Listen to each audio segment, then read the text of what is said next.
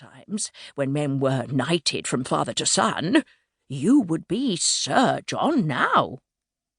"Ye don't say so." "In short," concluded the parson, decisively smacking his leg with his switch, "there's hardly such another family in England." "Daze my eyes, and isn't there?" said Durbeyfield.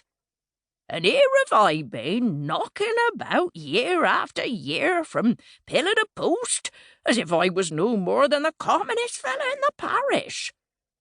And how long have this news about me been knowed, Parson Tringham?" The clergyman explained that, as far as he was aware, it had quite died out of knowledge, and could hardly be said to be known at all.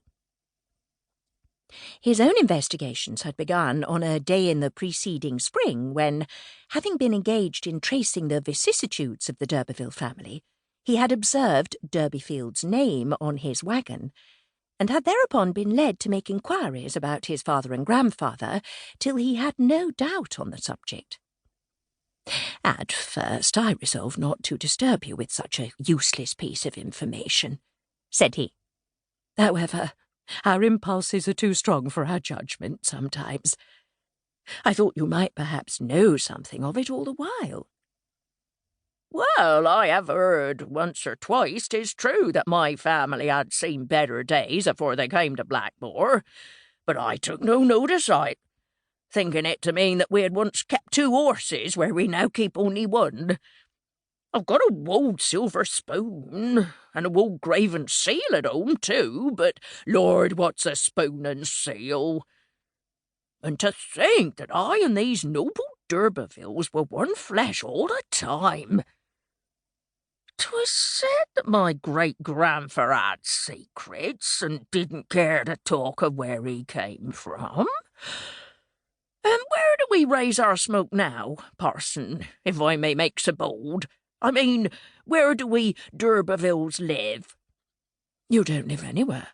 You are extinct, as a county family." "That's bad." "Yes, what the mendacious family chronicles call extinct in the male line. That is, gone down, gone under." "Then where do we lie?" "At Kingsbere sub Greenhill. Rows and rows of you in your vaults, with your effigies under Purbeck marble canopies." "And where be our family mansions and estates?" "You haven't any." "Oh? No lands, neither?" "None. Though you once had 'em in abundance, as I said, for your family consisted of numerous branches. In this county there was a seat of yours at Kingsbere, and another at Shirton, and another in Millpond, and another at Lulstead, and another at Wellbridge. And shall we ever come into our own again?" "Ah, that I can't tell." "And what had I better do about it, sir?" asked Durbeyfield after a pause. "Oh, nothing, nothing, except chasten yourself with the thought of how are the mighty fallen. It is a fact of some interest to the local historian and genealogist, nothing more. There are several families among the cottagers of this county of almost equal lustre. Good night." "But you'll turn back and have a quart of beer with me on the strength o't, Parson Tringham? There's a very pretty brewing tap at the Pure Drop, though, to be sure, not so good as at Rolliver's." "No, thank you. Not this evening, Durbeyfield. You've had enough already."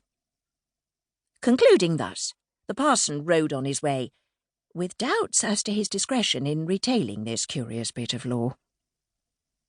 When he was gone, Durbeyfield walked a few steps in a profound reverie, and then sat down upon the grassy bank by the roadside, depositing his basket before him.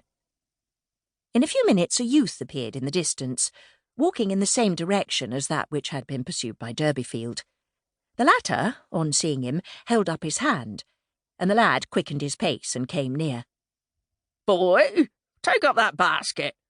I want 'ee to go on an errand for me." The lath-like stripling frowned. "Who be you, then, John Durbeyfield, to order me about and call me boy? You know my name as well as I know yours." "Do you? Do you? That's the secret. That's the secret. Now, obey me."